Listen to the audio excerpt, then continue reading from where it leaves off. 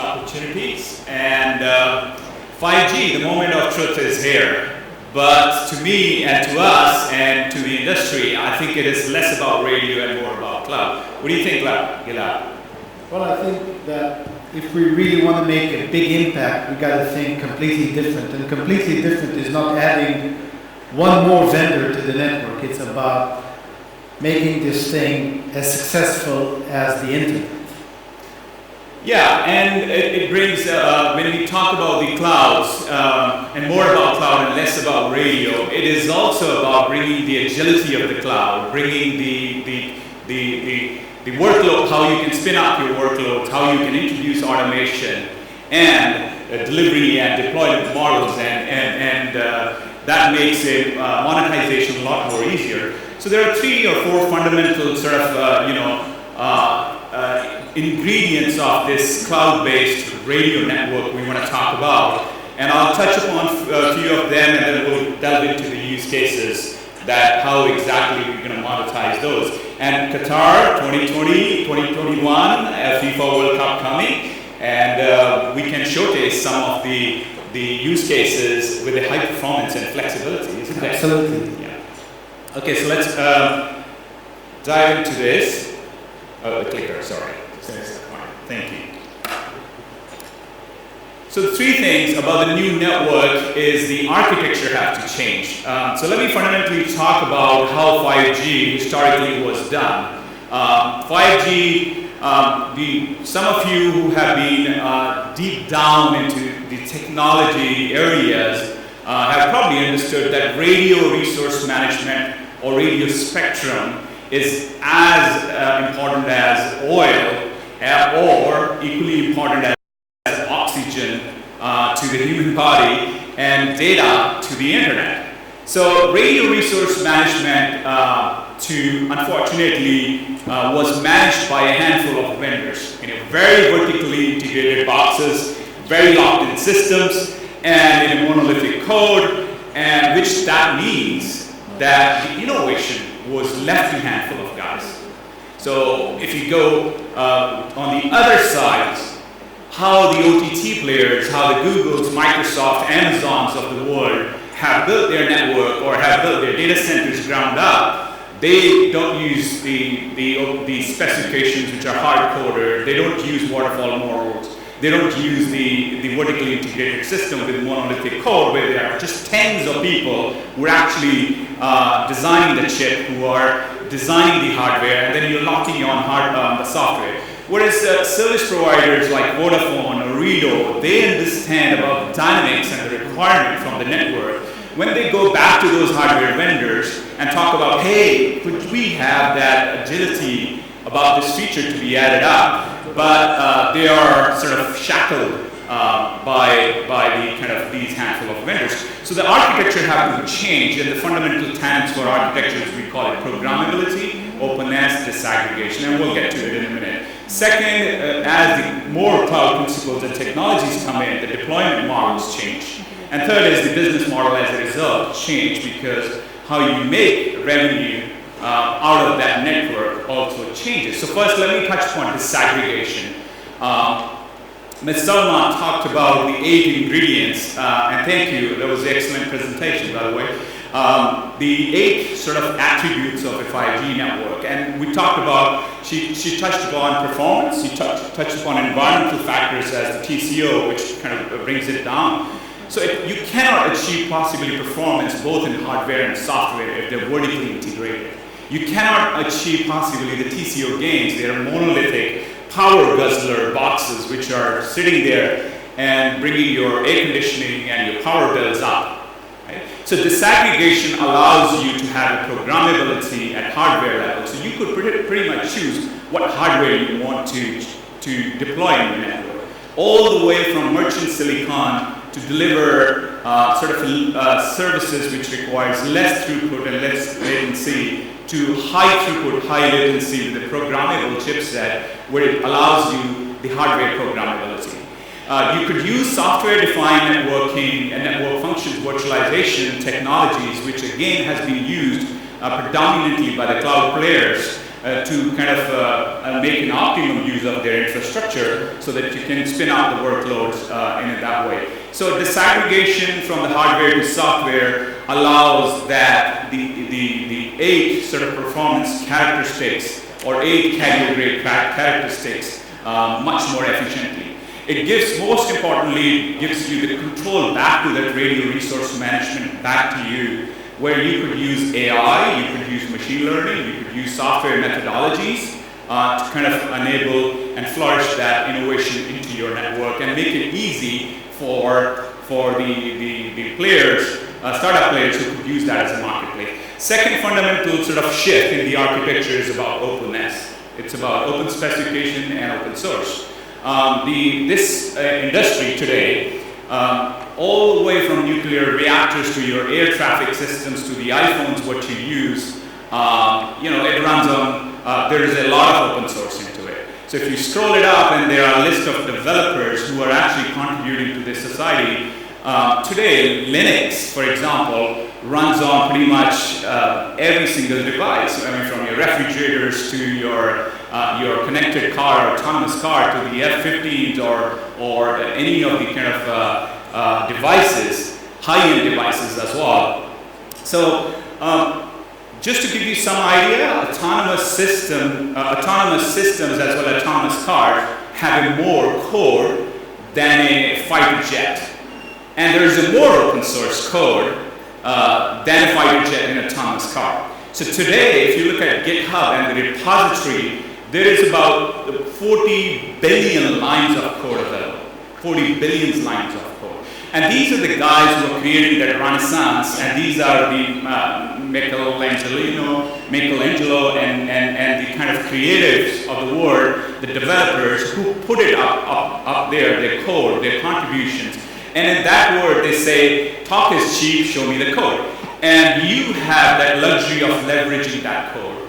There is about 30 million coders community out there who contribute on 5G various use cases. And these use cases vary from all the way from digital reality, how the mixed reality could be done, versus how an enterprise, a smart connected factory could be utilizing AI and other sort of technologies in mixing up robotics, mixing up AR and AI technologies, and how best you could use that from network. So openness, kind of, to the point which I was making about radio resource management, puts in the hands of now that community which is 30 million plus coders. So 10 coders of a vertically integrated system flourishing or working on innovation, and then now you have this community which suddenly opens up the opportunity which are humongous.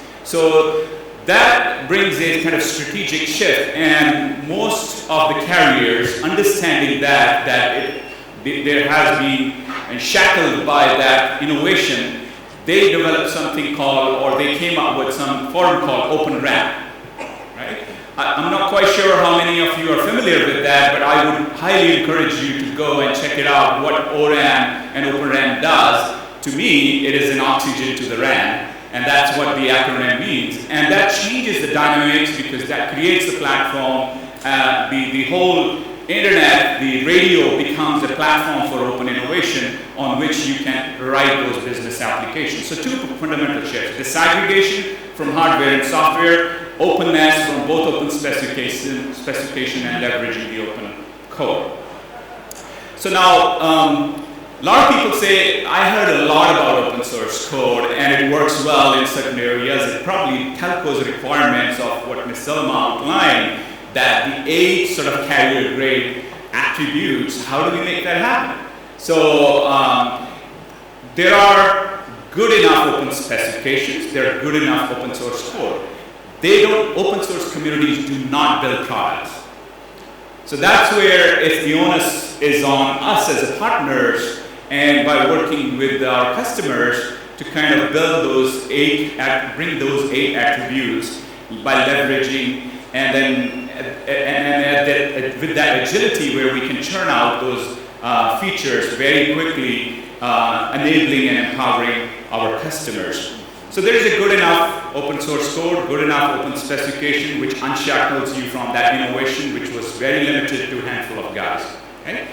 And there are good enough reference designs. The open source community, telecom infrastructure project, Open RAN, Open Networking Foundation, Linux Foundation ONET project, AI, and a lot of carriers are already using some of this and they are contributing back to it. And we've been, both of us being big proponent of open specifications, open source code, have been part of these and being associated with these communities where we leverage and we thrive on that. And it was fascinating in Amsterdam to see how many, Vodafone launching the Open RAN initiative, RFP, business RFP, for about $400 million to kind of roll out those Open RAN services. And I was just talking to Diego about the same, that we could replicate that in Qatar.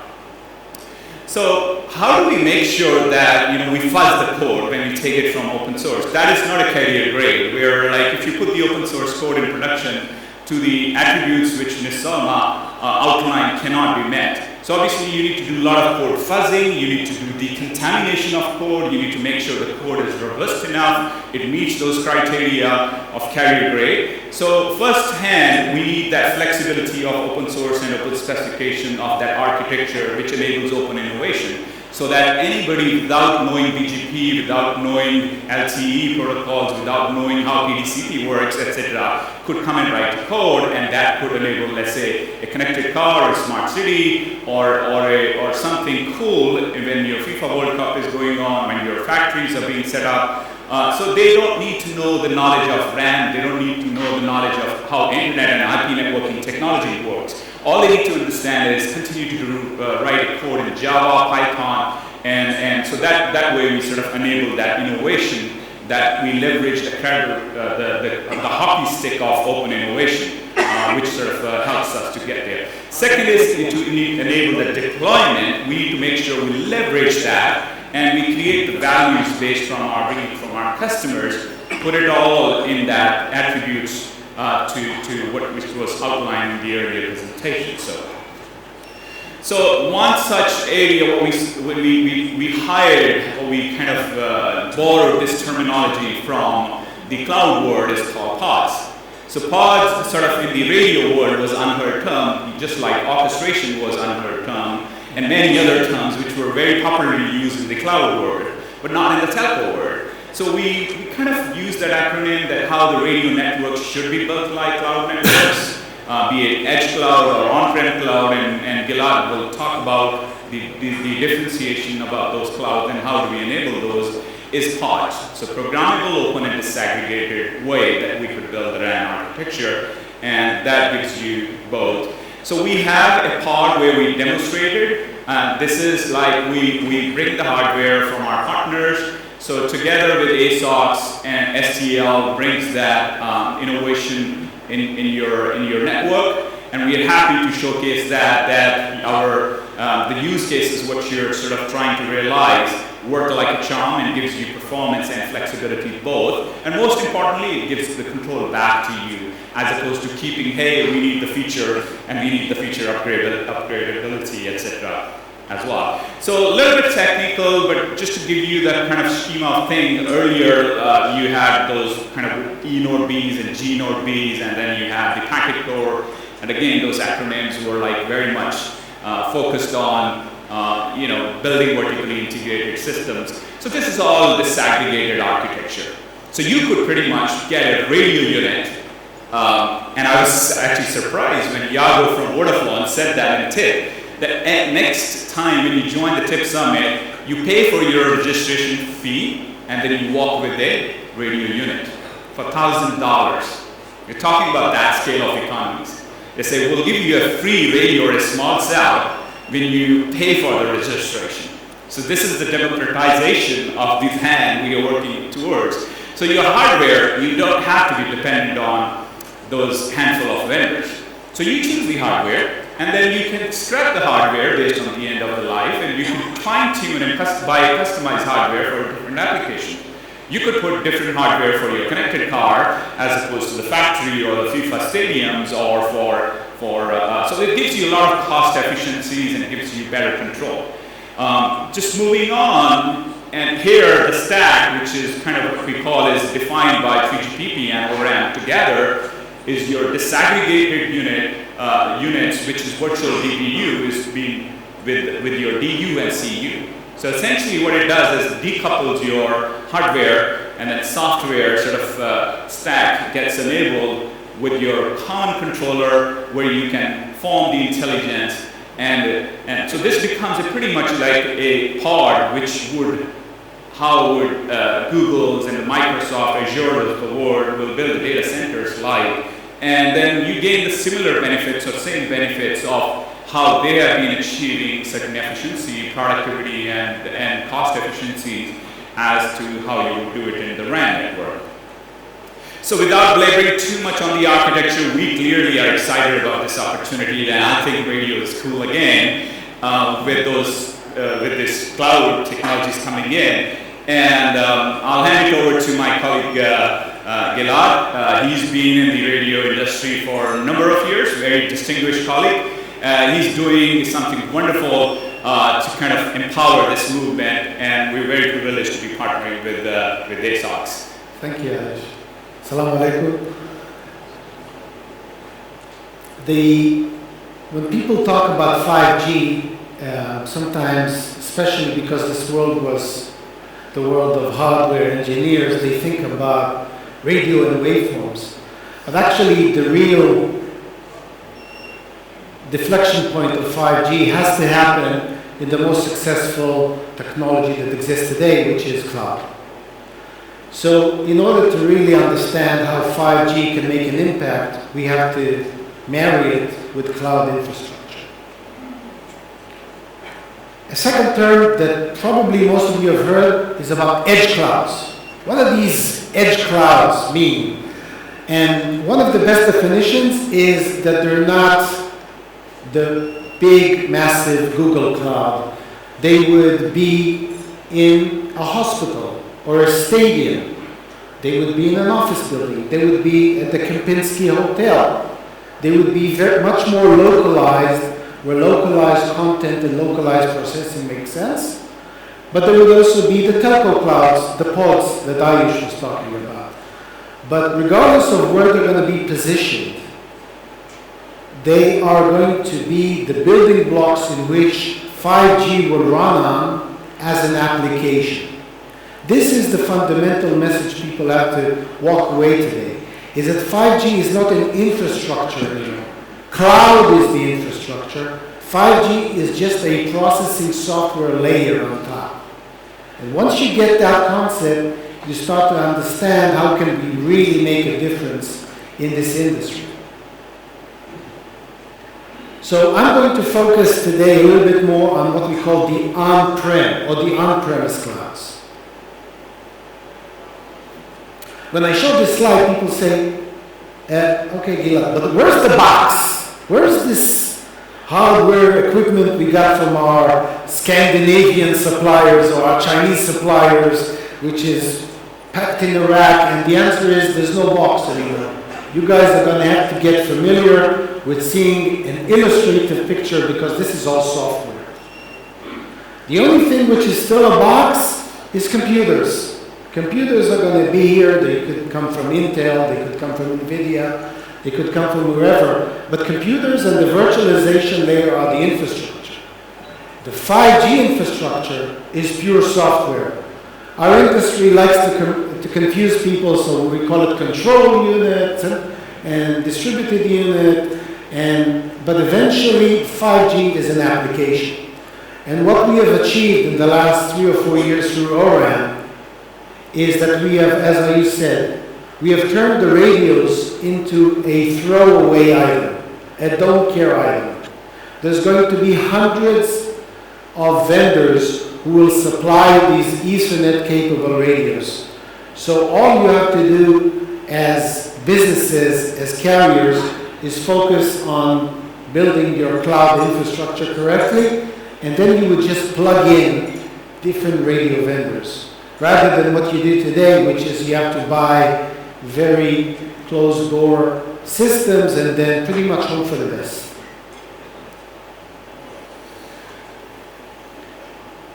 Clouds also enable new opportunities for monetization. Because to be fair, our industry in the beginning that was driven by carriers was, let's save cost. Let's move from hardware to software because it's cheaper, and that is still the case. But the big opportunity is also to make more money at the end of the day, because I don't know how it is in Qatar, but in most places in the world, people are not paying for their phone bills anymore, and for 5G, they will not pay you more. So you have to think about how do you make money out of these new infrastructure and capabilities. Because if you don't, Google will. So first of all, it's about personalized services. Politically, it may not be always politically correct, but you do want to be able to give a club member in a football stadium better services than somebody who just showed up a minute before. Security, we don't have to explain. Everybody's talking about 5G in the context of security. As you move to cloud infrastructure and software, people get a little bit more nervous. Hardware is not more secure than software, trust me. So the point is, how do we build specialized security layers on top of these cloud infrastructures? Analytics.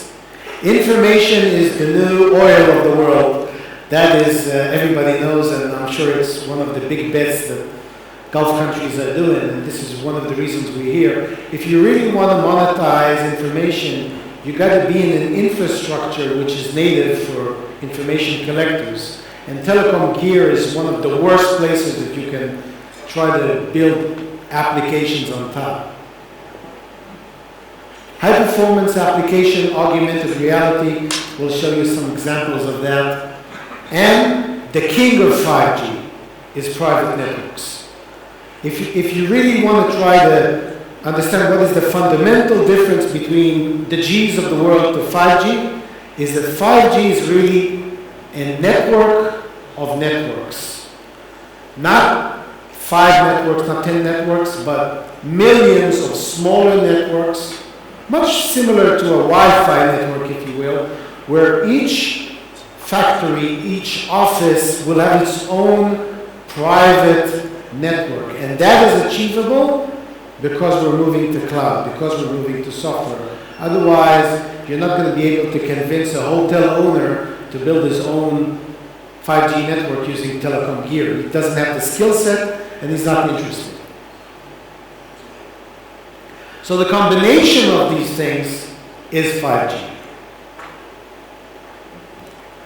We'll zoom in very quickly to private networks because there's going to be two types of private networks. One, sponsored by carriers, the ones here, but a lot of them are going to be real private and government-influenced capabilities. So I don't know what is the Qatar government policy about that, but my advice would be to look at what's happening in Japan, in Taiwan, in the UK, where governments are saying, look, telcos, you guys, you own consumers, that's great, but we're building industry, we want to encourage innovation, so we will allow a certain amount of spectrum also for non-carrier business, and carriers will just need to deal with it, either cooperate, not see it as a threat, but something which is more complementary to their businesses. But this is something which is happening around the world, and we are proud to be doing some of that stuff with SDL,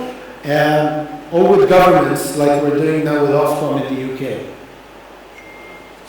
And what is amazingly surprising is that we are all typically cynical about innovation, but I can tell you that if you walk today to distribution centers in ports around the world or factories, you see drones, you see robots, you see autonomous vehicles. We're just now working on a project in Australia in the mining area. There's no people there anymore. It's just machines running around with all this connectivity, and the supervisors, they're wearing augmented reality sunglasses or using tablets which are more localized. And this kind of innovation was typically used with Wi-Fi. But now with 5G, we can really bring cellular quality in a Wi-Fi deployment. Another key element for 5G. Something which would probably be very important for Qatar, the way corporates manage branch offices. Again, we're not going to dive too technical, but really until today, your LAN network was cable and Wi-Fi. And 4G was great, but it was really off the premise of the enterprise. If you didn't have a good cell reception in your office, you could complain. That was around it. But it was not really part of your IT services. And now, once you have these private networks, 5G capable, you can connect branches of banks, of insurance companies to corporate in an all private network which combines SD-WAN and 5G. This is a project we're working today in Mexico with Citibank, for example. But, to be fair, I'm a software guy and we like to make a big mess, and our customers are really, a lot of them are telco guys and they're used to doing the same sourcing things and it worked pretty well for them so far. So how can we kind of bridge the gap? How can we make all this software work in the world of telecom? Yeah, before we go to the sort of nitty-gritty, thank you, Gilad. That was excellent, description of how the private cellular networks should be built. But before we sort of transition, I think one thing needs to be understood. It is also about the mindset, right? So we are talking about the disruption. We are talking about the transition. So the mindset have to change as to how we build the network and how we build the new infrastructure. And then obviously there is a tool set. So mindset and tool set. And tool set, there is a lot of tool set which is available. So we leverage that. It's about sharing and giving it away. The new way of building the information and the networking infrastructure is by giving it away. So shared capitalism is the new norm in these words. And then obviously in your tool set, this is supported by this innovative architecture where it brings the programmability so that you can make the hardware very high performance for specific application, for network slicing, for connected car, virtual reality or digital reality for fixed wireless for the consumers. It could be for hospitals. You want a specific security. You want to make sure that hardware is high performance and specific regulations. It meets that. Openness. It's not about us being vendors and declaring I'm an open. I opened my specifications, so my hardware is open. So I think it's a fundamental difference here. We need to understand this is open and common. Common which is 200 carriers or large enterprises trying to sit down together and defining the specifications. So if you are compliant with that specification, if any of the established vendors say we are open, ask them, are you open and common to Open RAN? Telecom Infrastructure Project, ONF, are you compliant to those? I think that where sort of you could see behind this. So openness is very important. We're leveraging that whole ecosystem using these open specifications. And third and foremost is the high performance and getting those 8 sort of attributes of the carrier grade, of the new world carrier grade mobile networks is disaggregation. So programmable, open, disaggregation as a part. This is your tool set, but we need to work on mindset. And the mindset is something when you deploy that, see the social proof, then you sort of gain confidence on the new ways of doing things. And change is inevitable, and I think we would love to have that opportunity here. So now let's talk about the sort of, some of the deliverables or deployment parts. In cloud delivery models, integrated and certified solutions and commercial grade support, I was kind of surprised Microsoft Azure network is managed by less than 20 people. The whole Azure network is managed by less than 20 people. So if you don't have a centralized programmability, the whole talk about AI is a hogwash to me, at least. What do you think of that? Well, I think you hit it. We have to copy success, and success did happen in places like Amazon and Azure, and there's no reason why we can't copy these models to telecom. It's just absolutely. When especially we have these available, these tool set available on the GitHub, right? So the new Word OSS, just to give you an example, was like Kafka. You know, the tools which are used, common vocabulary in the cloud world, are becoming common vocabulary terms, and they should. So that's where your commercial grade support gets minimized. You need less people, and then you can automate and use the machine learning. I will specifically say anomaly-based detection. AI is very broad, but at this point of time, you could leverage that. And your tech operations also become automated and becomes enabled, where you can prescriptive and predictive analytics, you could use that for these deployment options. Do you want to touch upon a little bit like how business changes, obviously, because then now it's not about a fixed usage charge you are charging to the enterprise. You could be offering cloud store computing. This opens up a whole new ways for the enterprises. What do you think? well, absolutely. Once you got the cost out of the network, you can now figuring out how to bring profit into the network. And I'm a big believer in revenue sharing. Again, not really a custom for telecom, but think about the relationship between real estate owners and carriers. How can they work together to introduce services to consumers? Shared infrastructure is a big topic, happened in the cable world. No reason why it shouldn't happen in the RAN world. Absolutely. So it just opens up tons and tons of new business models, alternate opportunities to cash your infrastructure in a very quick way. Do you want to talk about a little bit or touch upon is what does exactly that mean if I'm an enterprise customer or a carrier?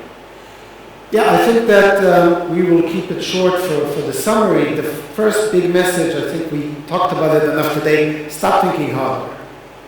When you look at 5G, don't look for a box, don't look for somebody who's going to build you a hardware. Think about the software. Once you get that involved and you understand that now you're building a service industry, then it immediately opens up the door for all these new opportunities. Absolutely. And second, integrate your cloud, your IT into that, and think your strategy from if you're a IT function enterprise, think network as a critical part of that. So as an integrated on-prem cloud, to make sure that definitions are robust and well thought through as an integrated plan. And then work with the both hybrid cloud environments where data delineation could be done at local facilities or venues. Some data could be sent out to the public ones, right? And then, last but not least. Yeah, and above all, technology is meaningless if we don't have the service layer. So once you move to cloud, once 5G is an application, your existing applications are going to be very native to integrate into them, although even if they're very localized to you as a bank manager or as an oil and gas industrial player, and it will just all fit into one integrated solution. Thank you. And with that, we really appreciate this opportunity, and we will welcome the opportunity for us to, give an opportunity for us to trial and prove that these systems work in hospitals, in mines, in oil and gas rigs, in your macro networks, in your football stadium, and we would love to be part of the FIFA 2021. So thank you so much. We really appreciate that. Thank you.